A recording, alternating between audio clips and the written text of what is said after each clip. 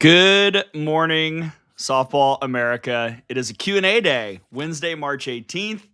We're glad that you're here. Gray Robertson and Tara Henry. We are also thankful for our presenting sponsor, our friends at Go Route, the leaders in coach-to-player communication, built by coaches for coaches. Go Route Diamond ensures that every pitch and play call you send is delivered clearly all season long. Visit www.goroute.com/shop/softball-America and use discount code SA2026 to save $275 on your Go Route system today. Tara, hello. How are you?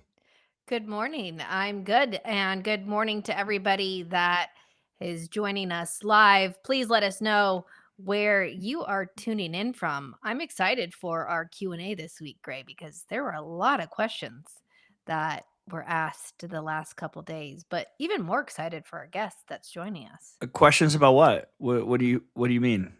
You know, just maybe about some travel and missed games and, you know. Maybe it's not a grand conspiracy. Maybe Who's it's to not. say? Also, because we're going to jump in with our guest, Baylor head coach Glenn Moore is with us. We're going to talk to him momentarily. I am going to say now, send in your questions now. Let's get the chat loaded up with questions. That way we can go right over there once our discussion is done. Start with top 25 questions. That's always where we begin. We're going to look at the top 25. We'll talk about the travel. We'll talk about everything. We'll talk about how radiant Tara is today, Amanda Scarborough. Tara, you look so pretty this morning. Thanks, Amanda. You're the best. We love you, Amanda. Put it on my post St. Patty's Day-ish green. Yeah. Happy St. Patty's Day yesterday. Or is it Baylor green? Ooh, I think it might be. Maybe that was my subconscious when I was choosing out my outfit for today. Look at the natural transition as Miles enters the chat to our guest today, our first ever guest on a Q&A show. Yes. So he will be giving us the answers. We will be asking the cues. Ladies and gentlemen, please welcome to the program the head coach of the Baylor Bears, Mr. Glenn Moore. Hi, Coach. Good morning. Good morning. Happy St. Patrick's second day. That was corny. Yeah, it was Baylor green today. So yesterday is St. Patrick's.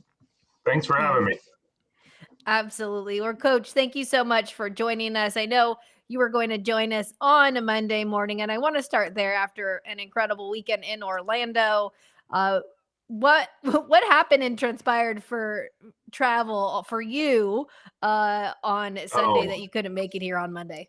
Oh yeah, so we were we got up 6:30 to play an earlier game because of the incoming weather, and 24 hours later we were still not home. So still with no sleep. So while that we did get home and probably in time to do the interview, but it would have been pretty ugly, I think. So thanks for giving me a pass on that. I think grateful is a word that comes to mind because there are friends I know that got home yesterday from the East Coast, and some teams had to bus where they were going. You guys know the story. So just happy to get the games in and have a good weekend and get our team back home. We gave them the day off from classes. It doesn't happen much here at Baylor, so they were happy. Well, I want to dig into what we've seen out of your team, going to Orlando, winning that series against UCF. And this offseason, you brought in Peyton Tanner and Cambry Krager out of the portal, who've really been gigantic additions after freshman years where either maybe they didn't put up a stats they wanted or maybe didn't get as many innings as they wanted. What has impressed you about the way that those two in particular have really seemed to rise up in conference play so far this year?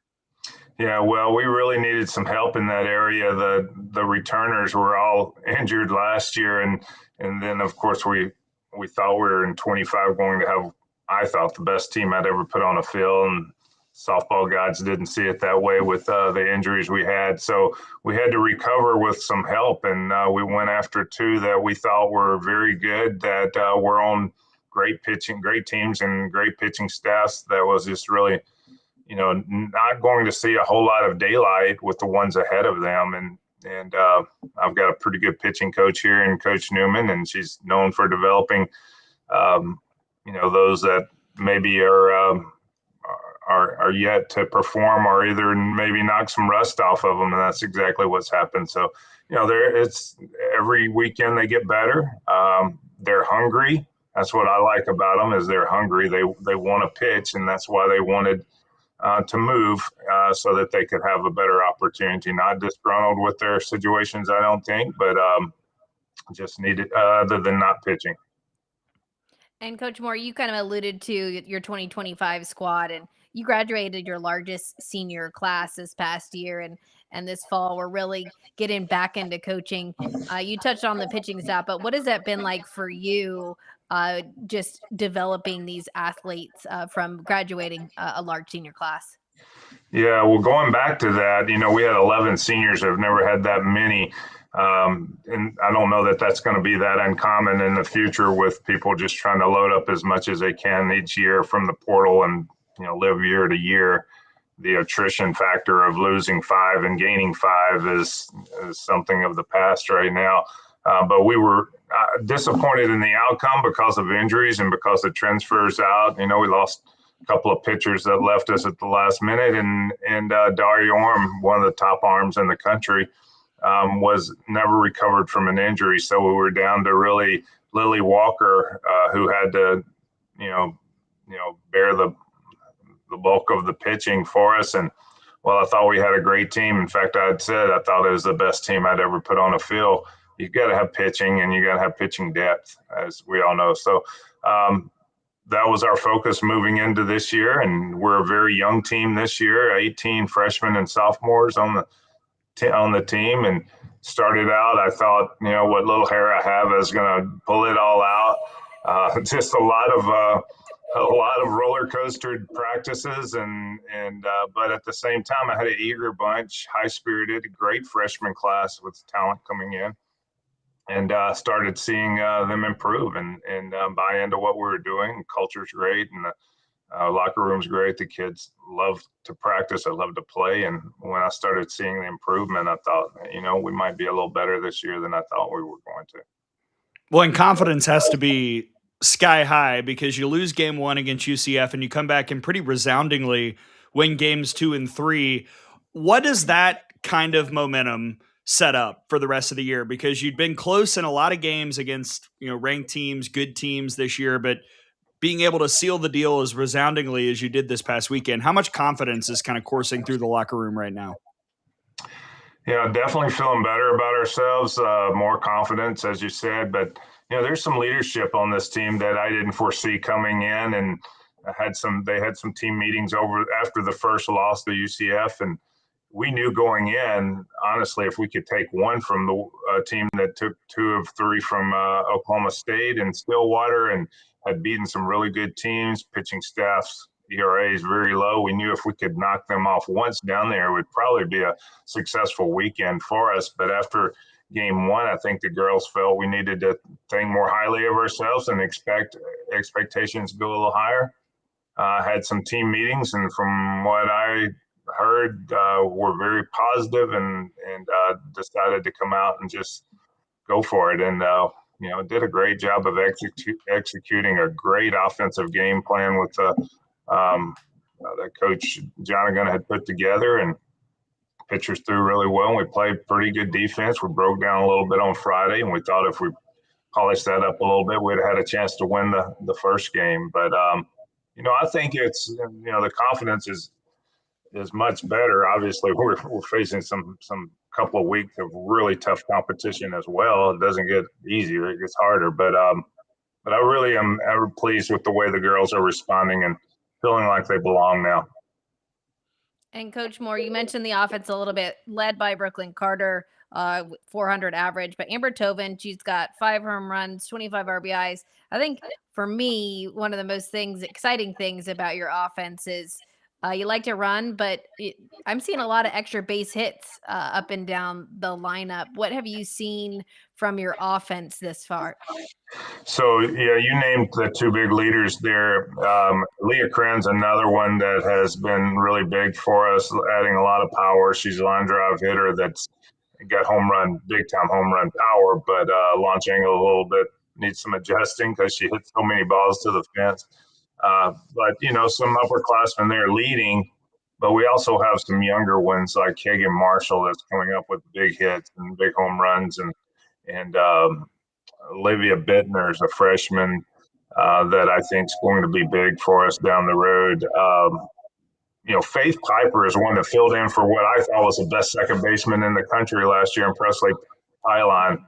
And, there's a lot of doubt on how much of a step back we're going to take there. And really hadn't missed a beat with her defensively playing outstanding and then bringing it offensively, just a clutch hitter.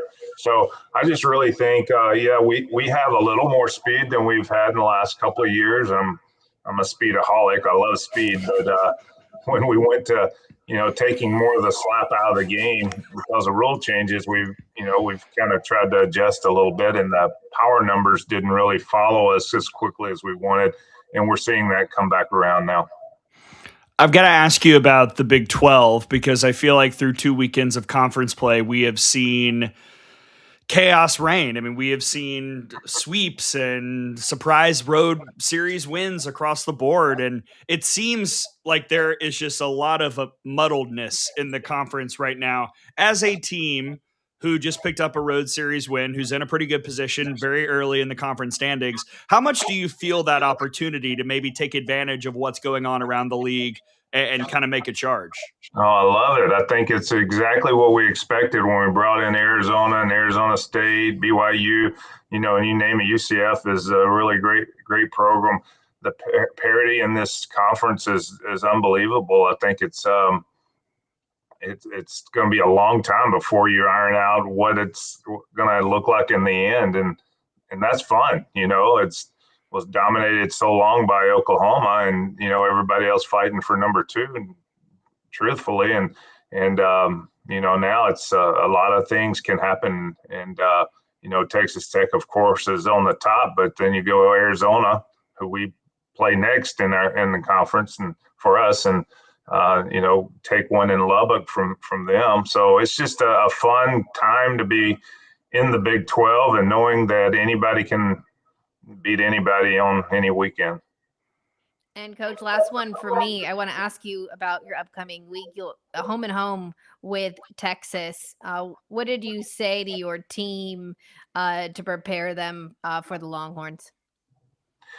Well, we just started. We didn't practice on Monday. I was such a nice coach after that travel plan. I gave them Monday off, and along with NCAA rules that required it. But anyway, we worked out yesterday a little bit and didn't really talk a lot about Texas. We just, we'll do that more today and tomorrow as we get prepared for Friday. But, there's no secret how good they are in all aspects of the game. You look at their stat sheet and you try to find a weakness and you think, holy cow, this is a special team. And we love those opportunities. And, we scheduled Oklahoma outside of Big 12 when they were in the Big 12 just because you get better by playing people that are better than you, not by playing people you're better than.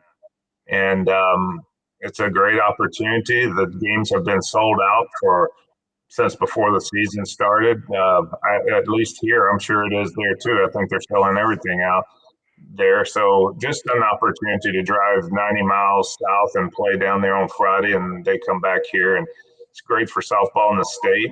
And, we're going to do our best to put up a fight against a very good team.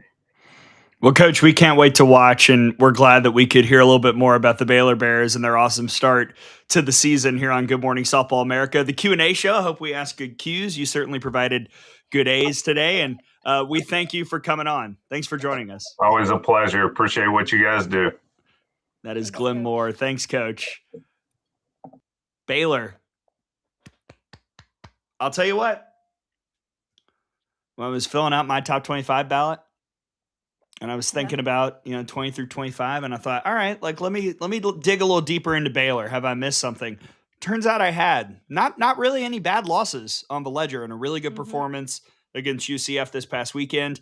I think last year, with all the injuries and just an overall record that wasn't pretty, and not even really being close to the NCAA tournament, like Baylor kind of slipped from memory a bit. But the Bears are making noise now here in 2026. Look out, Big 12.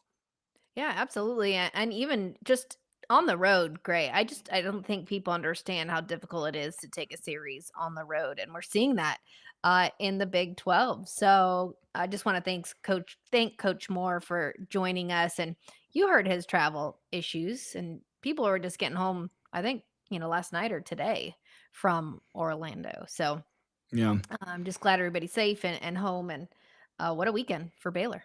I do want to hold the Texas Tech Florida State discussion just a bit, because I know the second we start talking about it, the chat's going to go crazy.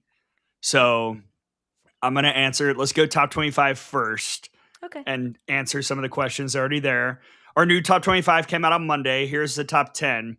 1 Tennessee, 2 Texas, 3 Texas Tech, 4 Alabama, 5 Oklahoma, 6 UCLA, 7 Florida, 8 Nebraska, 9 Arkansas, 10 Florida State. New to the poll, Duke, welcome back. Hello. Marissa Young, welcome back to the show. Clemson and Baylor back in. So Clemson survived my madness at them for losing games that they shouldn't lose, and then they're back in the top 25. And Baylor, we just talked to Coach Moore. So let's get to some of the questions. First one is going to be about the top 10. I do see your question, Annie, as well as Kayla. But Xavier asks, what went into Texas Tech only dropping 1 spot after getting run ruled? I figured they would have fallen a little more. Well, they turned back around and won the series. So for me, winning the series is always key during conference. So normally if you go 2-1 on the weekend, I'm not going to drop you unless somebody had an incredible weekend that went 3-0, dominated a top 25 team that they played, then they will jump. And so for me, yes, getting run ruled, but then turning back around and run ruling Arizona twice, and Nyjah then throwing a shutout after being shelled, then comes back and throws a shutout. I just, for me, that's why she is elite. So, yeah, I don't even know that I dropped Tech on my poll, to be honest with you. I had them in the same spot, but I've been pretty steady actually in where I think the difference was a couple of us had Texas at number 1. And so that allowed for Texas to pass from 3 to 2. I've had Texas Tech at 4 for the last month, just because I had Alabama at 3. I felt like Alabama performed better in the wins over Florida State in Tallahassee versus the 1 win for Texas Tech against Florida State at Clearwater. That was kind of a big sticking point for me, just common opponents and all that jazz. But Texas Tech, I kept them in the same spot in my ballot this week. Also because, I really like the response. I think that they showed some toughness on Saturday, because we forget, yes, they run ruled Arizona in game 2. They were down 5-0.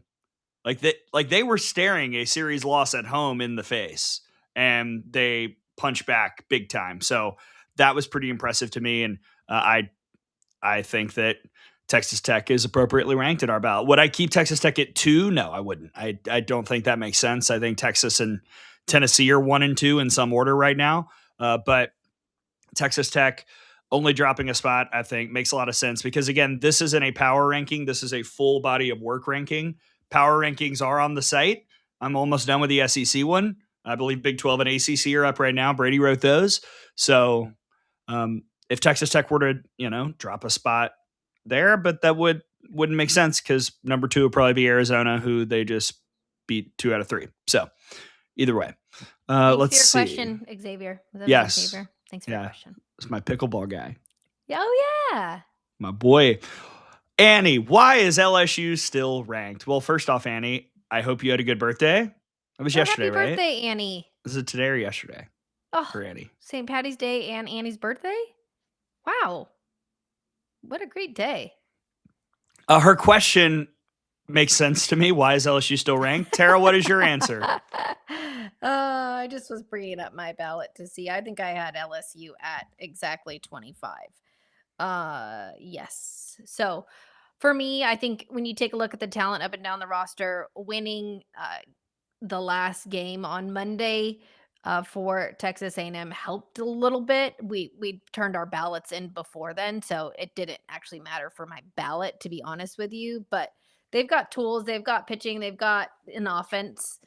So for me, if you take a look at their RPI, I know it dropped a little bit, but they're still ranked 14 in their RPI. So they have good wins. They beat the teams they're supposed to beat. Now, a series win over Texas A&M this past weekend would have been good for the Tigers, but their schedule does get easier. And for me, I still believe they are a top 25 team. I don't know who else would have been in over them. I know Gray has an answer to that. So for me, I still think LSU is a top 25 squad. And Tatum Clopton, I thought she threw a masterful game on Monday night. So there are glimpses of greatness there, and I still don't want to play an LSU team that could potentially get hot. And I don't have a team that I would rank at 25 over them. Gray? That's the thing for me. I just couldn't. I had LSU at 23 in my ballot, and I just couldn't find enough metric data reason to put them lower. Now, if they'd lost to Texas A&M on Monday, ballot for this upcoming week, they would have had to work their way back in. I probably would have started them out and had them have to, earn it to get back in. Because you can't get swept at home. That's one of those that like overpowers any of my metrics. Like you get swept at home, then sorry, you're not going to be in the discussion. You have to get back in by the way that you play. I do think that the Monday performance actually showed me a lot about LSU and reaffirmed why I kept them in my ballot. Tara? Sorry, I'm back. I don't know what happened. That was weird. And yeah, I think like the resume doesn't have a ton of holes. The offensive performance certainly does, but they've been able to avoid kind of the head shaking SMH loss. So I feel fine keeping LSU in my top 25. And also, like, have y'all seen how much we're cycling at the bottom? Like, it's, every week it's hard to find a team to throw back in. I saw a lot of comments for Arizona State. They just got swept at home by Utah. That still happened less than a week and a half ago. So it's very hard for me to bump LSU out just because frankly from like 21 through 25, there aren't a ton of great cases and there aren't a lot of teams exactly banging on the door trying to get into the top 25. Agree. Okay. And Annie, why don't you give us who you would put over LSU? I'd love to hear that. Hit me up. Hit us up in the chat. Kayla, thoughts on Duke? Do you feel like they have hit their stride or did Tech have an off weekend? I like where the Blue Devils are at personally. And I think I maybe said this 3 or 4 weeks ago on the podcast when everybody wanted to light the house on fire because of Duke and their tough pre-conference schedule. I'm a huge fan of Marissa Young. I think she's really good at getting her teams to understand the process and knows that just because you're losing in the beginning, she's teaching and her players are learning. So for me, I really like where Duke is at right now. And Virginia Tech, for me, we were super high on Virginia Tech, and that's going to cause Coach DeMore to go back to the drawing boards. And so I'm a huge fan of Duke. I agree. I feel like they're starting to hit their stride a little bit offensively, a little bit more well-rounded. Yes. Yep. which is important because for like kind of a week, it was Layla Lamar and everybody else. And now Layla's actually kind of going through a little quote unquote slump. And the rest of the offense is delivering in a slump. She was 1 for 4 last night with an RBI. Oh no. But yeah, she, I really like, I think Duke is starting to put it together. And I really, really like that. All right. I want to answer this question from Kenneth because I like this. I think it's important to note this. Who votes in these polls? Okay. So you've got the 4 major polls. Softball America comes out first. Hello. You've got the D1 poll. You've got the NFCA poll, and you have USA Softball. Now, it is different committees for each one. So the SA poll is put together by the staff of Softball America. The D1 poll is put together by the staff of D1 Softball. No, I think they've got other people voting in their poll as well. Do they? Okay. Yeah. I'm not sure exactly who, but I think maybe some SIDs vote in their poll. Brady maybe has a better idea. So it's not just their staff. They've got some other people. Okay. I do know that the coaches poll is put together by a conglomeration of coaches from each conference. So there's like a representative for each league, and the coach votes. Now, that could also be the SIDs, but there is a coach representative from each league. And then the ESPN poll is kind of hodgepodge of media members and softball figureheads. And I know a couple of people who are voters. I know a couple of people who've been voters in the past who aren't this year just because their schedule is insane. It kind of changes every now and then. So but it's what, 40 people, I think? Yeah, I think give or take. So, but it does, I couldn't give you necessarily the full list, and I'm not going to out anyone as a voter right now on this show. But I do know that it has shifted a little bit over the years in terms of who gets asked, who's available to vote, and the like. But it is different people, different organizations, different communities, different voting bodies for each poll. Yes. Hopefully that answers your question. But I just think in terms of voting, the most important thing for our staff is to watch games. And I think you can take a look at a score and understand a score, but it's really important to see how that score tells a story. All right, Xavier's got another one. I'm curious who was on your receive votes portion but didn't receive enough to make the top 25. I assume the ones that fell out, but any risers are getting close to the top 25. Tara, did you vote for anyone that didn't make it in? No. Me neither. We're pretty unanimous this week, actually. Arizona State is close. I was like, no, I don't think so. I saw in the chat again. Is my mic okay, you guys? Can you hear me? It sounds good to me. Okay. So I don't know what the deal is. That could be a headset issue for that listener. I'm not sure. Sometimes it's user error. Literally right by me, my face. Yeah, today. Sounds good to me. Who's close? South Carolina is pretty close for me again. Auburn. Yeah. Utah, you got to earn it back. I wanted to believe. I do still believe to some capacity, but losing to 3-24 Abilene Christian, like you got to, I got to get back on your side. Right now, I'm not. So they're on my list, but they're not one of the first couple out of my poll.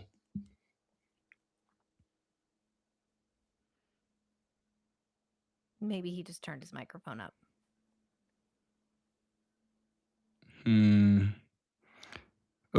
Oh, well, I didn't mean to click this, but thank you, Brandon. I love the outfits today.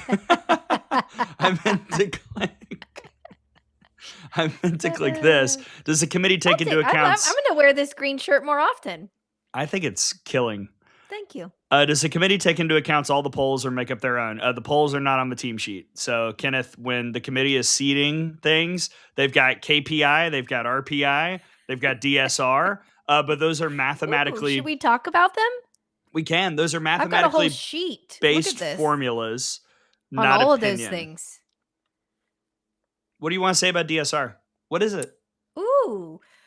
Uh, it is a ELO based system, so it's a points based system where teams start with a certain point value each year, and that point value for each team is a 3-year total of runs scored and runs allowed. But each team has to be within 100 points, so you're not going to have a huge variety there. And then DSR, the winning team takes away points from the losing team. And there's 4 different criteria: win quality, win expectancy, margin of victory, and game location. Game location isn't as highly rated as those other 3, but it does take into account home and away. And then that margin of victory, anything above 10 runs, it's still weighted the same. So 10 runs or more, you're still staying the same. But it is a points-based system. So I think when we were talking to JT Gasso about his issues with RPI, because RPI, and I know you can speak a little bit more on this, Gray, I'll toss it to you, is based on winning percentage of strength of schedule. It doesn't take into account the quality of the win, if a team is expected to beat a team. And so let's say an underdog beats a top 5 team, that should be weighted more. And let's say a top 5 team loses to a 100 team. Again, same type of deal when you look at DSR. But I'll let you talk a little bit about RPI, and then I guess we can go into KPI if we don't have any other questions, which I think we have a few. I'll just say in regards to that, I think this is the importance of the committee adding more quote unquote softball people in the last few years so that they understand what a result means. They're not just looking at a score on a sheet or a result, a win or a loss on a sheet, and just moving on and putting it in a pile. They understand the significance of that. And I think it's also the importance of watching the games. If you're a committee member, I certainly hope you're watching the games, because I think we had the legendary rant on Out of the Box years ago. The thing that we bumped up the most with in the 2019 seating debate was when the committee chair used the quote, "We can't go off the eye test." And that is something that has been utilized a little bit more as time has passed. The reason I hated it so much in 2019 is because the eye test, like, you're not just using the eye test to say, well, I just think that team's better. You're using it as in, I watched the game and I watched how this team played against this other top 5 team, and like, they were clean. The pitching is pristine. They get the big hit, all that jazz. I think you've got to have everything on the table when you're voting for something as important as positioning in the postseason. And I'm glad that the committee has utilized that a little bit more and weighted and favored head to head a little bit more the last few weeks. Or I should say last few years. And also, we got this question earlier. If a game is canceled, does that affect a team's ranking or RPI? And we'll talk about Texas Tech travel in just a moment after KPI. But that game is scratched off the resume, so it doesn't impact anything. It basically goes down as it says canceled on the team sheet, and it never happened. It was never in consideration. And the only thing the committee will see on that sheet is that it was attempted to be played, but did not get played. Yeah. I mean, there's a lot of questions in the chat about if games are weighted, they're locked in at that certain time with DSR versus KPI. When you take a look at all 3 models, RPI, KPI, and DSR, in the KPI, Alabama is 1 and Tennessee is 2. That's the only model that has Bama at 1. RPI and DSR have Tennessee at 1 as well. And I'm trying to look at the differences with the others. Oklahoma is 9 in the KPI. And then RPI, they're at 12. And in DSR, they are 6. So a huge discrepancy with those 3. In KPI tracks team efficiency and performance. And I know Brady and Fang are having a long discussion in the chat about KPI, but Gray, thoughts on KPI? I know we spoke to JT about it, and I remember when I was talking to Jackie from Michigan State, she was pushing KPI as well, and obviously it it started over there at Michigan State. Well, I will say there's a little bit of a discussion about the wins and losses changing. They do change for KPI. And I know that because last week, the best win, quote unquote, in college softball, according to KPI, was Alabama's, I think, game 1 win at Florida State. And now currently that is number 2, or actually it's number 1, but the margin's closer. The second best win in college softball is Tennessee's neutral site win over UCLA. That's a 145 marking for Alabama at Florida State, 143 for Tennessee against UCLA. And I believe it was, I think it was like point, I think it was 0.9 before. So it's gotten closer as I think UCLA has improved. Now the importance of Tennessee kind of blowing them out and holding them down with their pitching staff has made that win look more impressive. So the KPI ones do change. And Can you explain best and work? Can you explain that high game and low game? Sure. Let's just like take really simple. Let's take the if you go Tennessee to the KPI, profile. Yep, and go to a high game and a low game and what that is taking a look at. Yeah, so this factors in, the how many points you earn for a victory. So Tennessee's profile, the 11-0 win over UCLA is 1.427. That's the best win on their resume. Next up, the 9-1 win over Florida State, 1.257. That factors in margin of victory. It factors in where you're playing. So neutral site, road games, a plus. And then any win will get you something. It might not be a lot. For example, Tennessee's quote unquote lowest win is a run rule. They beat North Carolina Central 8-0 and got 0.021 points because of where North Carolina Central is in the KPI, because it was a home game, all that jazz. And then losses subtract something from your total. So Tennessee lost 0.003 with the loss at Mississippi State. So not a damaging loss at all. They got walked off 1-0 on the road. KPI doesn't hate that. And I think, Can you it takes that margin to a really bad loss. Let's say compare it to. Well, I'll take Oklahoma against Long Beach. Yes, compare it to what that would be. Yeah, so Oklahoma's 6-4 loss to Long Beach is minus 0.166. So a massive, massive metric difference. And I think the other thing worth noting, we talk about margin of victory. It's about margin of victory, yes, but it's also about margin of victory against a certain team. So if you look at Oklahoma's resume, their 5 lowest wins are 2 against Abilene Christian and the 3 games against Alabama State, even though they beat them 29-6, 23-3, and 32-0. Because of where Alabama State is, KPI does not give Oklahoma a ton of points for that. They do get, 0.067. But Oklahoma's best wins are when they've been able to blow out teams like Arizona and Washington and Duke. Those are by far the 3 best wins on the resume. Auburn as well. And then, look at a 5-4 win at Arizona. That's 0.855. That is rated higher than the run rule win of Auburn on Friday, just because of, again, the team that you're playing and where you're playing them. So if that provides any clarity on that, I hope it does, but we'll see. Any other questions?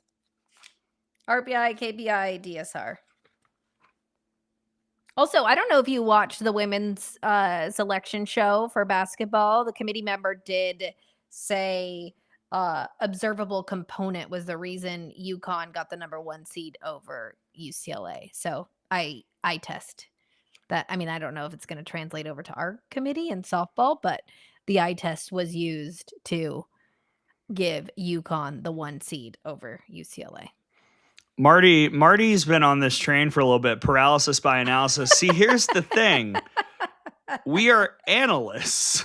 So we have to analyze the numbers, and then we try and present it in a way that is somewhat, informative and makes sense to the viewing public. And I'm not saying we bat 1,000, but I think we do a pretty good job of explaining things. And these are also important to know because that's what the committee's got.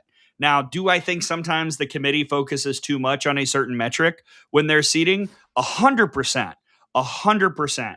Sometimes they apply, a specific criteria to one area of the bracket and then not to the other. Remember a couple years ago, top 10 wins were the big storyline, and then Baylor, who had more than a couple teams that hosted, had to go on the road. So again, do I think that sometimes the committee gets too focused on one thing? Sure. But all of this stuff that we're talking about is in the picture for the committee, and it's important that the general public is aware of that. Thank you, Shelty. Clear as mud. Well,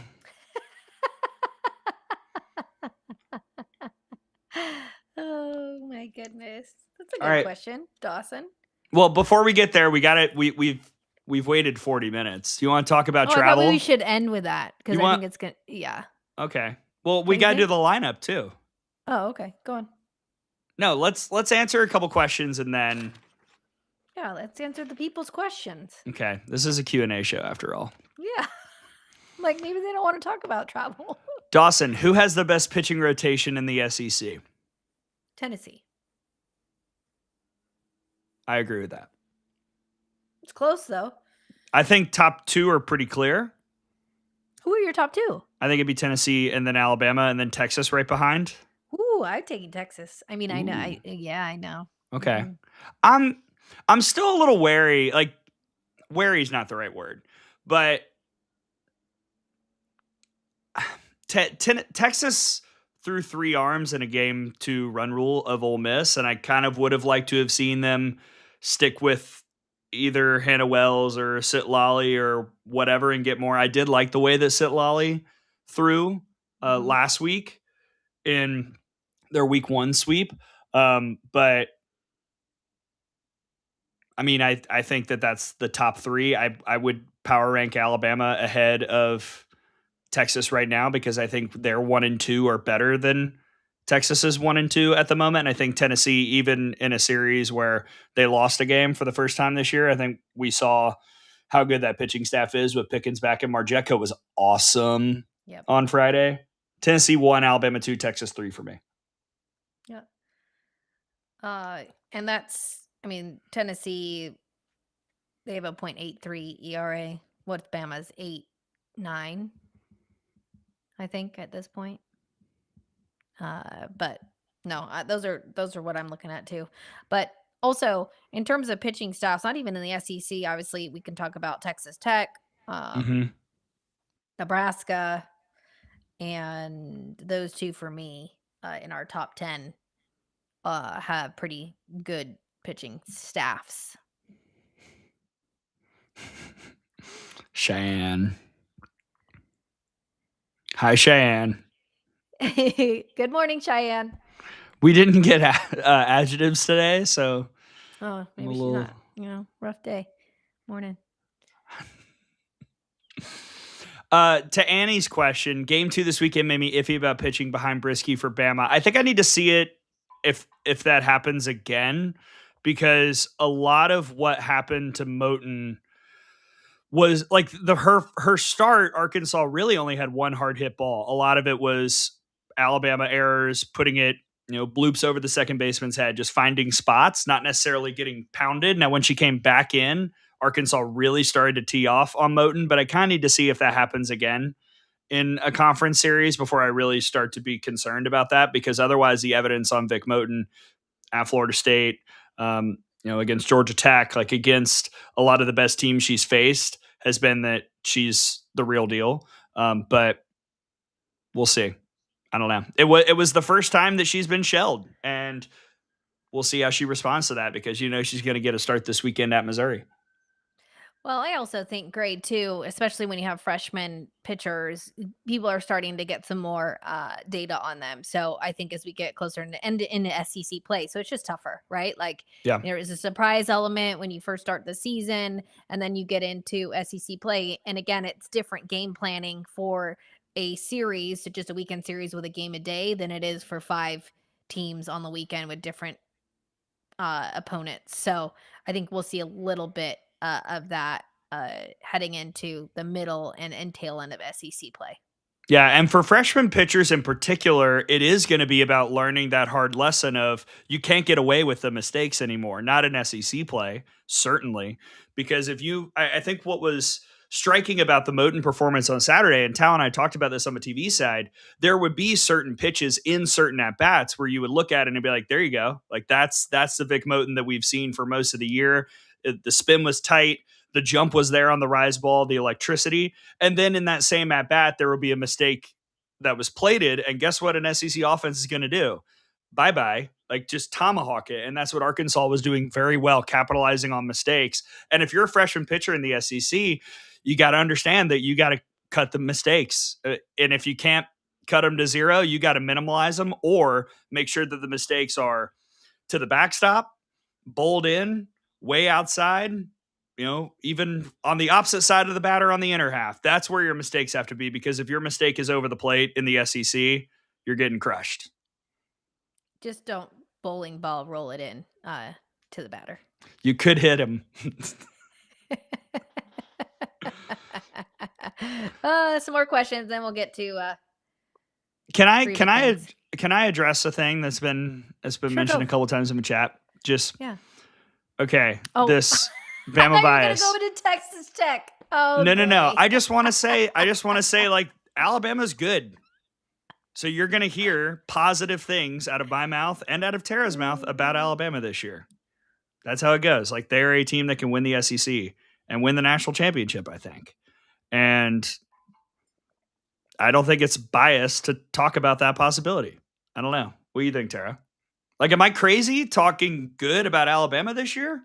No, but you also, here's the thing, you guys, you have to understand, like when you also see a team live day in and day out, you just have more information and you're able to see them. Now you don't see as many games across country, but also you get to see who's clutch in certain moments and you get to see every pitch. So knowing that Alabama, I said this from the beginning when I watched them at Georgia Tech, Gray. I mean, I watched one game and I left and I went down to Clearwater because I said to Gray, I'm like, this is a different team.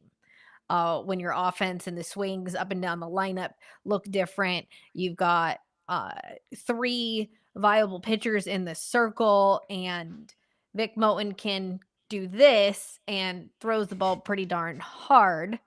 So that means throw a rise ball and throw a drop ball.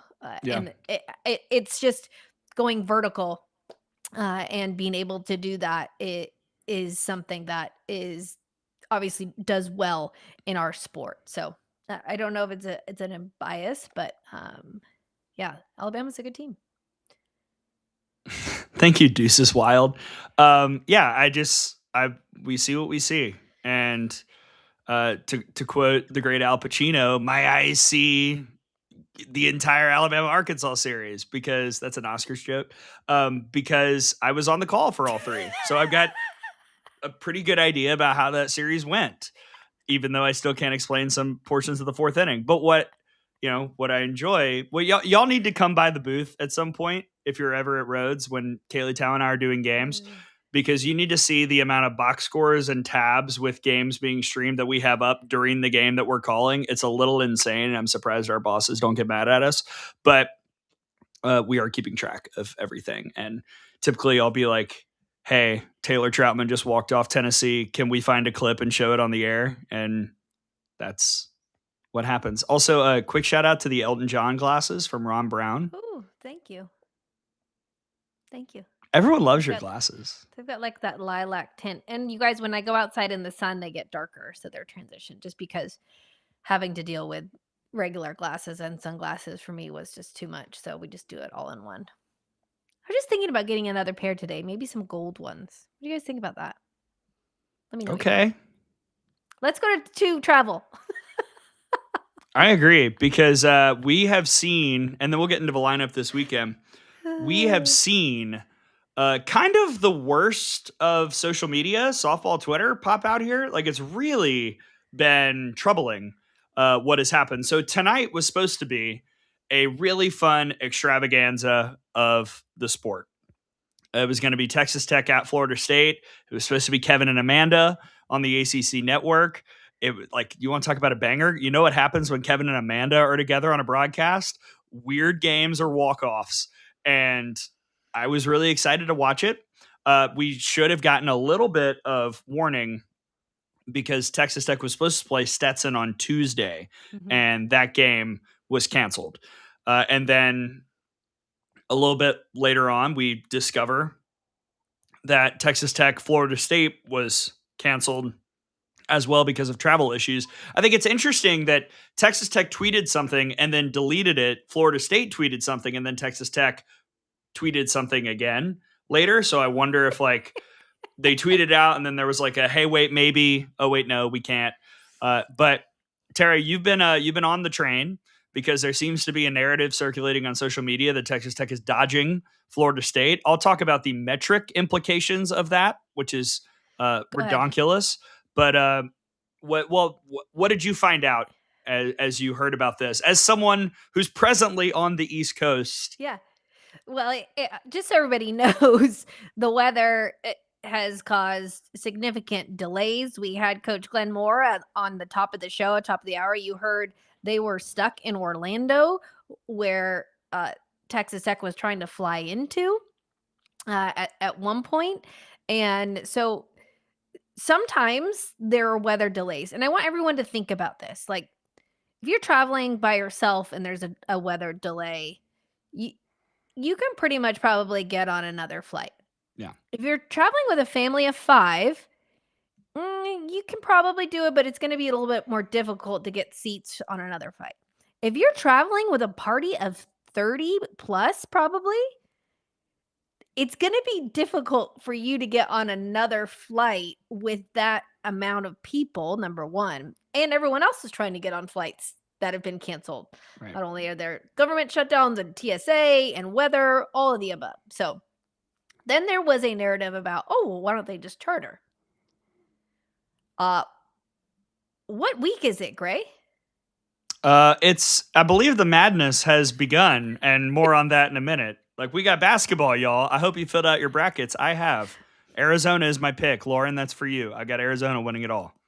So I don't know, this isn't completely confirmed, but I think they were trying to actually charter as well, but couldn't even get a charter because all of the planes were taken and pilots for March Madness. For the men and the women. Keep in mind. Women. We got men two and women. We got 100 and oh gosh. You can do the math.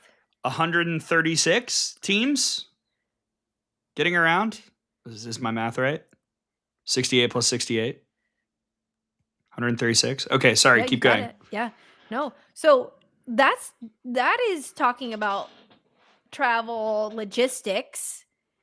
And now let's get to the argument, and I'm going to throw it to you, Gray, about why Texas Tech needed this game rather than wanting to dodge it because of strength of schedule. Well, and first off, our buddy Brady, have you heard of him, makes a great point. It's not March Madness making the travel shortage. There was a shortage before the tournament as well. Yes, March Madness has taken up the last of the planes, but there was already, it kind of went under the radar a week and a half ago, an article circulating that the NCAA sent memos out to the schools and said, hey, this might be a problem because there is a charter shortage. And I know with softball travel, that can be a little bit of an issue as well. Just pulling up a charter has been harder this year than ever before. And one last note, if you watched UMBC Howard last night in the first 4, the entire first half, one of the big points was, UMBC came out sluggish and the announcing team talked about, well, maybe it's the travel because they sat on the runway for 4 hours the day before flying to Dayton, Ohio. It's just been an issue this week. It's bad timing, 1,000%, but it's been an issue. Metrically, here's the thing. I'm going to pull up the RPI and just read some numbers here. I should have had this up already, especially while I just wax poetic about UMBC Howard. So Texas Tech is currently sitting at 10th in the RPI. That's fine. That's a good number. Their non-conference strength of schedule is at 102. Keep in mind what we talked about earlier, how the RPI doesn't factor in margin of victory or anything like that. They care about the mathematical formula on strength of schedule cares about that the game was played. Texas Tech would get more out of getting run ruled at Florida State RPI wise than they would be dodging the game. They need this game. They have to have this game. And from what I understand, they tried hard as heck to make it happen. And that's just not what the softball gods had in store. But like, there's a real possibility that Texas Tech doesn't play another ranked team this year. They right now Baylor is at 17 in the RPI. They would like for that to stay because beyond the Bears, and we talked to Glenn Moore earlier on in this show, there are no other currently scheduled RPI top 25 games. UCF is at 28, Arizona State is at 34, Utah's at 48. They've got 12 remaining top 50 RPI games. That's it. And if you want to get into the Supers host discussion for the most part, 10 RPI top 25 wins has been a major data point. Last year they talked a lot about winning percentage, but the amount of wins is still crucial.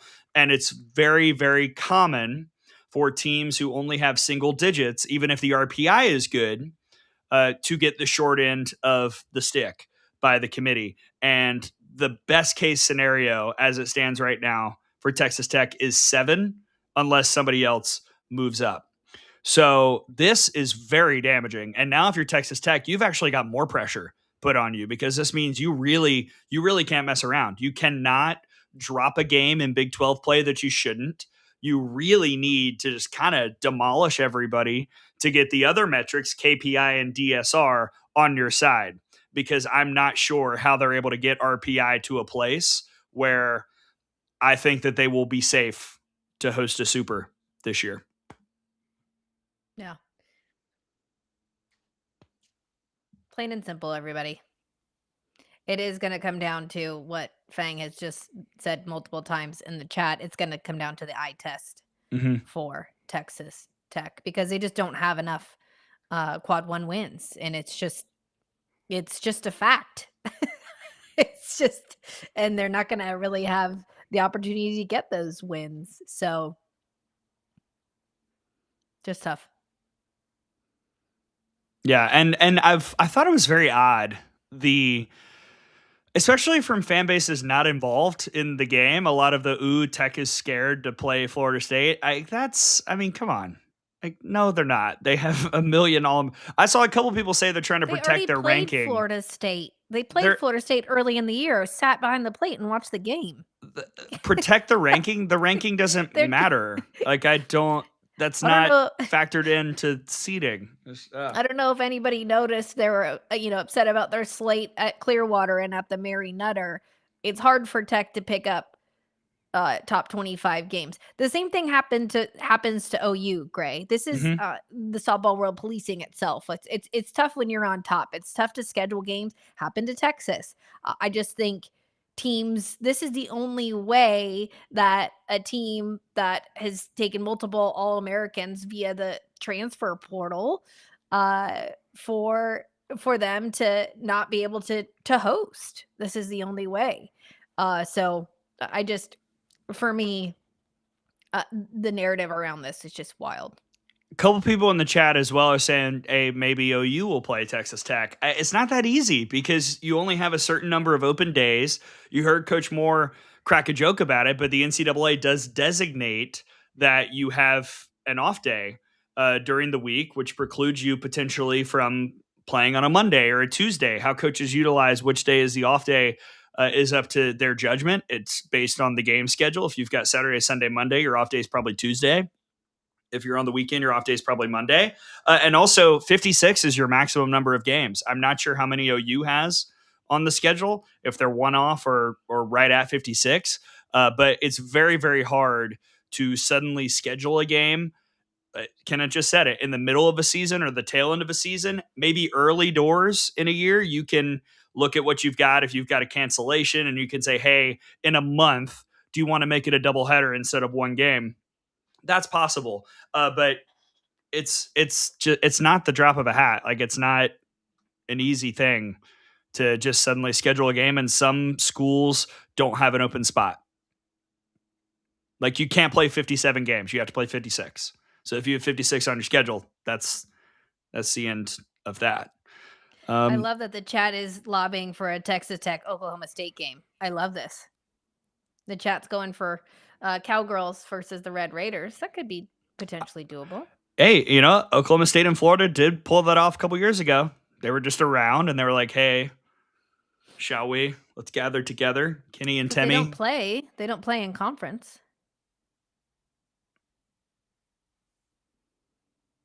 Yeah. Any other questions before we look at the lineup for this week? It's up to you guys. Any other questions? I mean, an Oklahoma State Texas Tech game would be pretty fun. That'd be awesome. I know. What do you make of Oklahoma State? They got the win against Grand Canyon last night, but the conference play start is really tough because I was, like we said this a couple weeks ago, I felt like with Texas Tech not on the schedule, Oklahoma State was by far the biggest challenger because they could accumulate wins like Infinity Stones and then be at the end and maybe win the league if Texas Tech slipped up. But it's hard not to think that Oklahoma State's kind of out of it now, right? Yeah, in conference, I think for the Cowgirls, just start to stack wins and stack series wins is going to be really, really important. I think that error in the first inning last night against GCU, you're thinking, oh, here we go again. I think you've got to limit those errors on defense because I feel like it trickles on a little bit into the offense the next couple innings. But Amanda Hassler getting it done for Oklahoma State, if she can start to go, and Rosie Davis and Carly Godwin, they've got plenty of tools in that offense. It's playing solid defense and then stringing those innings and those runs together. But obviously, snapping GCU's win streak last night, this could be a little bit of a turning point for the Cowgirls and coming back and getting that W last night. So another team I don't necessarily worry about that people kind of, alarms are sounded almost every other year, but I think in the end they'll get to a good spot. They've got plenty of tools. It's just figuring out how those all work together. I'm leaping back to see if we miss any. First off, Idaho baby, can you come to California, Gray? Why do you say it like that? Because that's I love sorry, you guys. California. It's been a minute, but I would gladly come back to see old Cali. I got a lot of friends from college out there that I would love Frank to catch up You with. can go hang out with Frank and Mary. I can go see Tara's parents. I can see our pal Jen Schroeder. Well, she's in back and forth. Oh, you're right. Yeah, maybe I'll catch her on a California weekend. Mm-hmm. I love California. Oh, that made me laugh. Yeah. All right. I'm fast forwarding. Why doesn't the SEC in softball do the 2-year home and home schedule? Because you only have the 8 weekends, and the way that the schedule's designed, each coach wanted it to be where you played one home series and one away series against every team in the league in your 4 years of college. And it's just impossible to do that where you're doing it, 2 years. And they want some sort of schedule balance. I don't know if I just explained that right, but the important factor is going to a place and hosting a team at least once over your 4 years. That was why the schedule was created. There are other ways to make it work. Fang knows where you can protect rivalries. The math is there, but this is what the coaches came up with presently. Should we go through the lineup? I just want to make sure I didn't miss anything. Fang is dropping a lot of metrics up in here, which that's my boy. Way to go, Fang.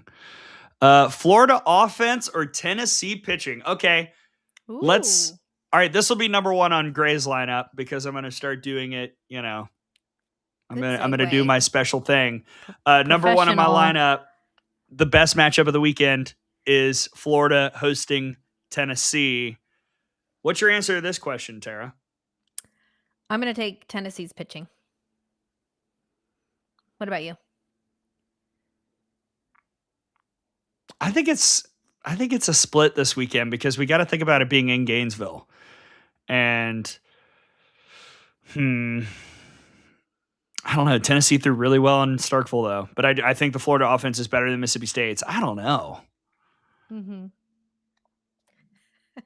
Oh, hi, Miles. He's like, oh.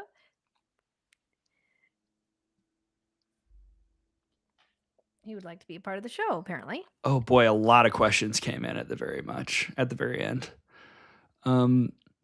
We'll get back to Florida. Well, okay, so number one on the lineup is Tennessee, Florida. I was going to go to that game in Gainesville, but now with all this talk about Texas Tech and UCF, I might head down to Orlando. So I know those are 1 and 2 on our lineup. So let's go to UCF, Texas Tech. Yeah, I'm going to real quick take a picture of some of these RPI questions and answer them next week. Great. Because I don't want them to go off into chatosphere. Okay, got those saved. Florida, Tennessee, number 1 on my lineup card. All right, so the 2 spot, you're taking Texas Tech, UCF. Well, do you have the lineup card, or are you doing your own? No, I was doing my own. No one sends me anything. Yeah, you do have it, actually. Do I? Where is it? It's in your text messages. Brady sent it over. Oh, I'm on Do Not Disturb. Oh, it's okay, but you have it. You that can way, I'm follow not it disturbed. or not. Whatever you want. this is fun too. This is fun too.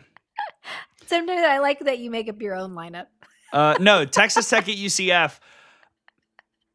I mean, this is Trappy. This is Trappy as heck, isn't it? Like, and now you've got the added layer of like, when is Texas Tech getting to Orlando? Who's to say? I think UCF being like pretty underwhelming against Baylor is one of the bigger surprises that I saw this week. I thought Baylor played well, but I was just shocked at how UCF in those last 2 games, they were never really in it.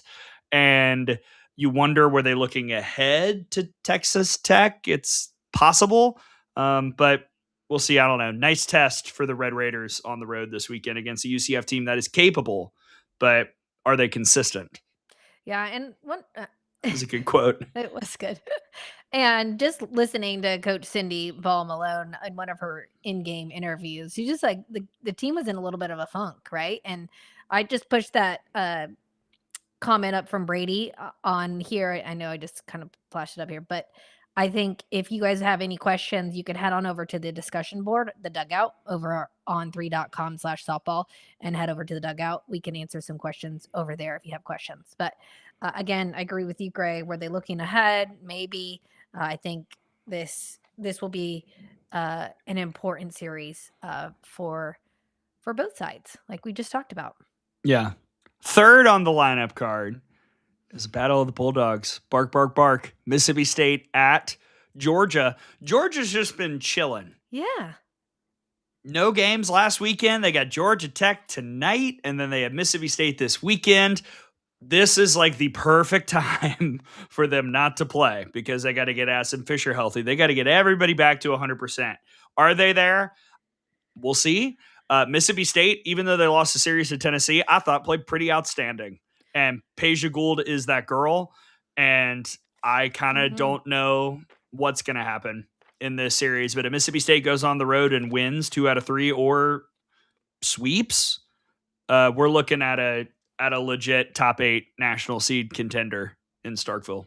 Yeah, talk about an SEC pitching staff. I think we maybe missed out on Mississippi State and what those transfers have done at Mississippi State. They're, hovering around a 1.21 ERA. So, again, a sneaky good game. And like, I agree with you, Gray. I think, Georgia's just kind of slowly flying under the radar. But again, a good series. Like, I'm looking at this slate and, yeah,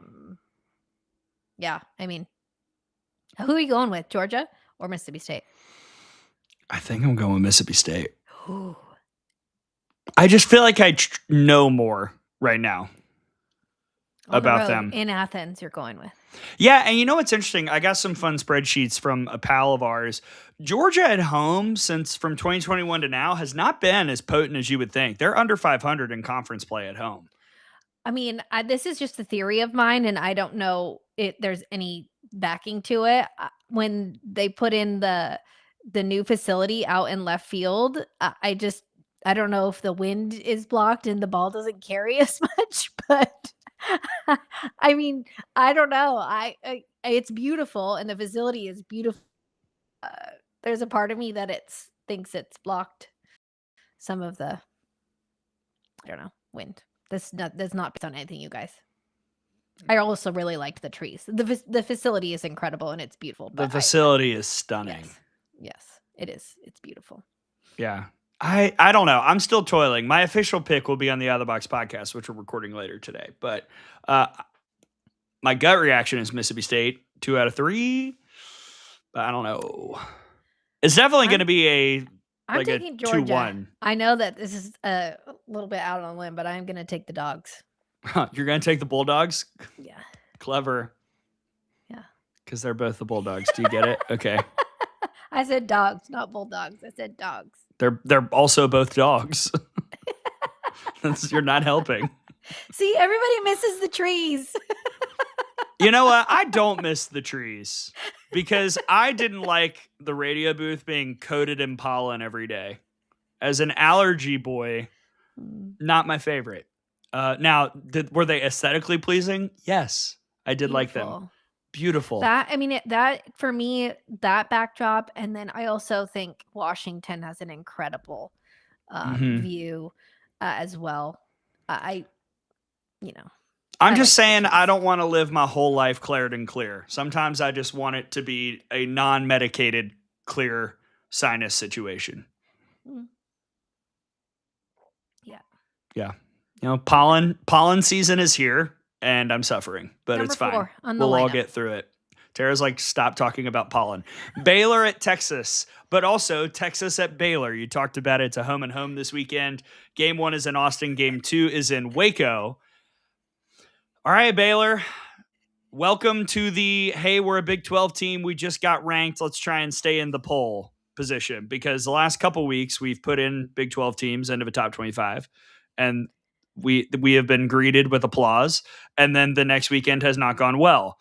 If Baylor's able to split with Texas, that would be a pretty big statement and would certainly announce the Bears as a team to watch as the Big 12 season goes on. I completely agree with you, Gray, and I really like that this is a home and home, right? Like I think it's cool for the fans, and Coach Moore said that, and a huge test. And for me, I just think it's a really cool series to be a part of on both sides. And you heard it's been sold out in Waco since they announced it. And I don't have it confirmed. We could ask Grace if it's sold out in Texas, but I would assume it is. Just checking the text. Sorry, I'm blowing up right now. Number 5 is Arizona State at Arizona. Rivalry between the Sun Devils and the Cats. Yes. Who's blowing up your text messages? Don't they know you're on the show? I know. Various things. But it's okay, everyone. I'll text you back, Dad. Arizona State at Arizona. Kinsey Brown versus Jalen Adams could be fun. I kind of think Arizona State needs a better performance more, but Arizona probably needs the results more, if that makes sense. I think Arizona State needs to continue the good vibes, but Arizona probably needs it to get into the hosting conversation. I feel like they're going to be fringe all year, and a series like this would be helpful not to drop. You need a sweep or just a series win? I think just a series win. A sweep would be pretty dope, but I think 2-1 for Arizona would keep the pace with some of the teams in the RPI around them. Yeah, and it's going to get heated between those two, obviously. Close rivalry, and Arizona State's hitting coach was at Arizona before. There's some players that Asa Silva, I believe, was with Arizona, now with Arizona State. So that should be a fun one to keep an eye on. Might get a little chippy. What? Chippy? In Arizona State? Quit saying such things. Chippy, Number spicy. 6, Washington at Michigan. So don't look now, but Washington's just chilling. Just right over here, just winning games. Maryland series, they swept. There was one game that was a little sticky. Michigan just got swept by Nebraska. Now they're at home. Interesting how front-loaded the Big Ten schedule is for the Wolverines. And if you're Washington, you can just kind of keep under the radar, just hanging out, climbing up the RPI, climbing up the Big Ten standings with a good road performance in Ann Arbor. Yeah. I mean, the Huskies are 6-0. Quiet 6-0, right? Yeah. Alexis DeBoer is doing her thing. Again, scheduled pretty tough pre-conference, so before Big Ten play, and I think that's going to pay dividends heading towards the middle end of Big Ten play and into the tournament. And Michigan, I think this would be a really key series win for Michigan as well, and playing at home will help. They've got to feel like they let it slip a little bit against Nebraska because they were in those games and just couldn't seal the deal. Couldn't get the big hit late. Number 7 on the lineup is LSU at South Carolina. Winner stays in the top 25. Ooh.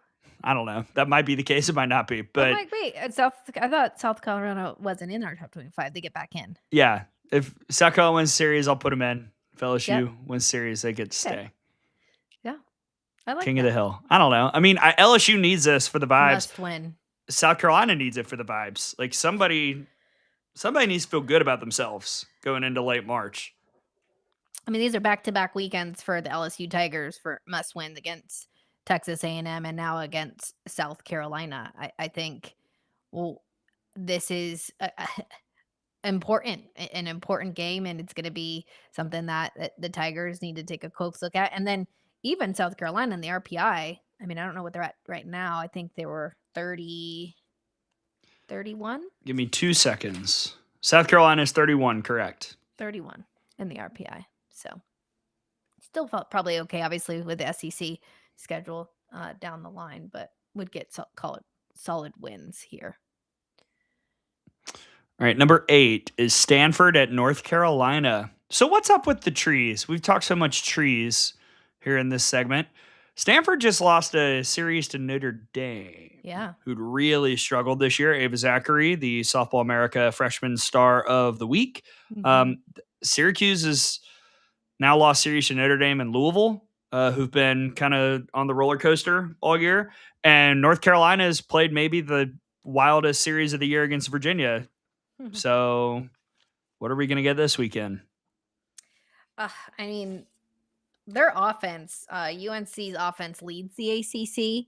And I think for Stanford, really hot in the beginning of the season. And now we're seeing them hit a little bit of a kind of a skid here. And so for me, the ACC, you've got Florida State, and then we've got kind of a mix-up happening. And in the ACC, I think keeping an eye on Duke, who we talked about, and Clemson as well. The Clemson Tigers are starting to play some pretty good ball. So that ACC is kind of up for grabs there after Florida State. Mm-hmm. Number 9, Oregon at Purdue. We talked about this on Monday. I'm all about this series. I think this is going to be fun. I'm excited for this series. We talked about it on Monday. Purdue's good, like really good, like really. Mariah Poehler, like that. Man, Purdue is going to make the NCAA tournament. I'm gonna say it right now, they will be in the field this year. And what's their I think RPI at? I think it's still 39. They're on a 13-game win streak. We talked about this, and it's a 23-year-old record. Their record on the year is 22-6, guys. Purdue is good, and I think they're going to win this series. Ooh, really? I don't know about that. I'm going. I will see. Maybe. I'm not ready to say it with my chest. I was like, wow, he's really going to own this. I'm still going with Oregon. They average in 7 strikeouts or per game. Hold on. Let me get to this stat for Oregon. I've got it. I'm cracking myself up here. They're 7th in the nation, in strikeouts per innings pitched. I knew that was 7. 7's my favorite number. They're 7th in the nation, strikeouts per innings pitched. Oregon. I think that pitching staff is getting it together. And then Elon Butler. Mm-hmm. What has she got? Like, she's got 30 RBIs in the past 15 games. Yeah, it's pretty nuts. So I'm number going 10 with of a Oregon. lineup card. Gray's Ooh. going with Purdue, right? Or no? Well, Oh, hesitantly. I think Purdue will win a game. I feel pretty confident about that. okay. I'm good with that. Louisiana Tech at Jacksonville State. I will have my eye specifically on this one because I will be calling Jacksonville State on the TV side next week. This is a fun battle. Reagan Marchant, preseason player of the year in Conference USA, off to a bit of a slower start, but still swings a pretty good bat. Jacksonville State is kind of quietly building somewhat of an at-large case. They're in the, like 40, 41, 42, 43 range in the RPI. They keep winning. That could be an interesting discussion to have come selection time. But yeah, the Conference USA race, we haven't really talked about it a lot. Feels pretty open this year with Liberty taking kind of a step down. Well, yes. And again, a pivotal series here. And I think there's a couple mid-major races that are up for grabs, including the Sun Belt Yes. as well. So not just Conference USA, Sun Belt, and the American. Yeah, there have been a couple of American Conference teams who've really made statements. I think East Carolina has been really impressive. And USF. USF.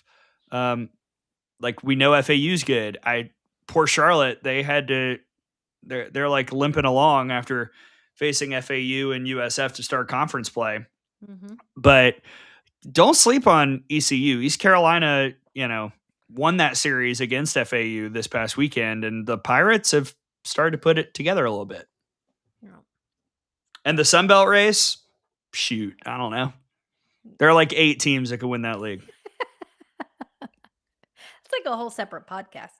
It really is. I'm trying to see South Alabama at UL Monroe this weekend. Great series. Texas State at Louisiana. That's a fun series. All about that. Oh, Golfing Librarian. FYI, FSU is having a meet and greet at the Plex at 5 p.m. for fans who made the trip for tonight's now canceled game. That's nice. Oh, they're really good at that. Yeah. When they had their fan day kind of in senior day last year, that's when Michaela Edenfield got the golden ticket. It was so cool. I think they do a really good job of engaging the fan base and just really fun there. And I just love that you can sit in your chair down the left field line. You can bring your chair in and hang out there. They've got like a little bar top down the left field line as well. Yes. It's just a really great atmosphere to watch a game. You can even watch from the street too. Like you can see the game from the street. Load up in the parking deck. Yeah. It's great. Great. A tailgate in the parking deck. Yeah. Yeah. We and they had when we were there a couple weeks ago, they had a beach volleyball event going on as well, coincidentally against UAB. So there was a lot of people from the state of Alabama conglomerating, that's not the right way to use that word, but meeting in the parking deck. There were UAB people parking with Alabama people, and it was fun. And Tom and I sat and watched a little beach volleyball from the parking deck for a minute. It was very cool. Amazing. My burner is asking about Isa Torres breaking the single season batting average record. She's hitting well over 600 right now. Fang, ever the statistician, points out that Sarah Graziano from Coastal Carolina has the record at 589 with a minimum of 70 at-bats. We'll see if she breaks it, because I'll tell you what, like 1-0 for 3 game can really hammer a batting average. And, Isa hasn't had as many at-bats as you would want because she did miss some time with the injury, but she is very much more on pace than any hitter that I've seen in a long time to break that record. And I think if anyone can do it, it is Isa Torres, noted comedian and leadoff hitter. She's so good. That interview was so good with her. I think we're chasing a lot of records this season, including the home run record. By 2 teams? Yeah, right? Maybe. By 2 teams, maybe. Oklahoma, UCLA. What's Oklahoma at, 115? Yes. I think they're at 115. 115. UCLA's at 86? Sounds right. Yeah, UCLA's at 86. Oklahoma's at 115. Megan Grant, Kendall Wells, both at 21 home runs on the year. And don't forget about Jordan Woolery, who's got Jordan Woolery's at 18. right there. Emily Leggett has 17. The thing with Oklahoma is Gabby Garcia and Ella Parker have 14. And Cassidy Pickering has 12. Yeah. A lot of offensive numbers. Xavier has a good question that I'm not sure I know the answer to, so I'll ask you, and then we probably need to wrap up soon. Talking about golden tickets, when did AUSL start doing that last year? Should we start expecting that soon this season? That's a good question. I don't actually have the answer to it if we should start expecting it. I would think that we're getting close here. It was towards the end of the season. I was going to say, I feel like it was the majority of it was in April. The first was Emma Lemley, correct? I can't remember. I believe so. I think it was. Don't quote me. Don't worry, the chat will correct us. What? That never happens. And then Mississippi State, was it Sierra Sacco and Raylan Chafin in one day, the 2 for 1 day. Yeah, that was awesome. And a gold as well. Yeah. Cheyenne, did y'all see the stat that Florida is second in the SEC with home runs, but closer to last than first? I did. It's crazy. Yeah, what does Florida have? Florida has 67. I mean, in home runs. Oklahoma, it has, I think, 70-ish, a little less than 70 more home runs than Alabama, who's third in the SEC in home runs and top 10 nationally. Wow. They've got 40-ish more than Florida, who I think is third in the country. Yes. UCLA's second at 86. Yeah. Florida's got 67. OU has 115. That's why when you said earlier, are they going to get 200? I was like, yes. I still don't know. I mean, I don't know. I just, we're at 115 right now. How many games are left? It's definitely possible. It's not like outrageous. It's possible. No, it's not outrageous, but I think they need like 2.5 home runs a game. I think on average, it's possible. Because they can hit 4 or 5 in one game, and they can just roll those over. Maybe. Depends. I mean, I'm trying to do the math in my head, but Fang can probably do it. I mean, it is a crazy goal, but goals are, meant to achieve them. Oh, that's a nice note. Yeah. That's a good way to cap it. Yeah. All right, anything else? Last calls. We've been on here for a while, but you guys had lots of questions, so hopefully you enjoyed it. Ooh, Sin Hillis, way too early, top 8 picks from the World Series. I don't think my brain can do that right now. Yeah, we would need like 15 more minutes. Yeah. But let's talk about it next week. Yeah. Hey, save your questions. Or you know what? Let's talk about it on the discussion board. Ooh, where's that, Tara? Oh, you know what? I'm just going to get the link right now, you guys. Gray's going to close the show, and I'm going to get you the discussion board link.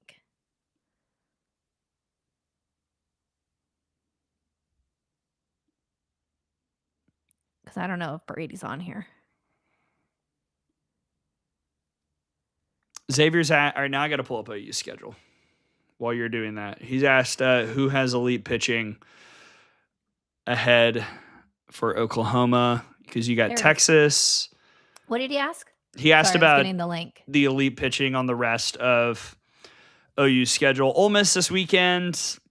I mean, that's probably middle bottom tier of the league in terms of pitching staffs. At LSU, you never know. I really liked what Tatum Clopton showed me on Monday, and if Heavner gets on a heater, you never know. She's got that high velocity. Kentucky, Texas will be tough. Arkansas, I think if Herron is fully good to go, that'll be difficult. And Georgia and A&M. Well, the good thing is you can head on over to the site. I believe our composite rankings are up on the site. And you can see what teams give up home runs and how many they've given up. So head on over to on3.com/softball and check out our composite rankings. Jason, great job. Yeah, good work, Jason. All right, we got to go. It's 11:30. It's time to go. We're 30 minutes over, people. But you know what? Things to do. No, I mean, it's great that people have questions. This is why we do the question and answer show. That's true. I love it. We do. Appreciate you guys. Thanks for being so engaged in the chat. I truly enjoy it. And Yes. we don't get to put everybody up here, but just know that we see you. We do. We acknowledge you. And if you pop in and say, hey, why didn't they talk about blah, blah, blah? Well, get in the chat and ask the question. And we probably will, because if it's an actual question, 90% of the time I'm able to put it up, and the only 10% is because I missed it because so many questions come in at There's once. chatter. There's a lot when they start talking. They talk to each other, which is fun. I It's love a it. community environment. This is why we do it. Amazing. Yeah. Okay. Thank you to Glenn Moore, the head coach for Yes. Baylor, who was on the show today, cracking jokes and hopefully feeling good after catching up on his sleep, because of travel issues. So many thanks to Glenn Moore. Many thanks to Baylor for being amenable and still wanting to do it, because it would be very easy after Monday got canceled to be like, maybe next time. And they were like, no, how about let's make Wednesday work. So many thanks to Baylor for that. Tara, anything you'd like to say to the people before we go?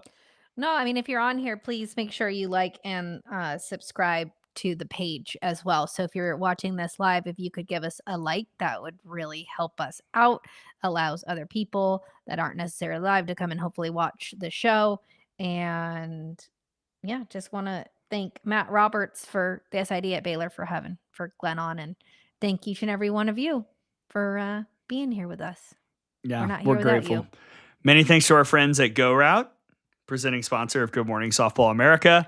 David, I know you just woke up, but I'm sorry. We're dipping out. You can watch the recording. For my friend and partner, Tara Henry, I'm Gray Robertson. Thanks for hanging out with us on Good Morning Softball America, the Q&A show. It started in the middle. My bad. We'll see you next time. We'll be back Monday with a regularly scheduled show. See you then.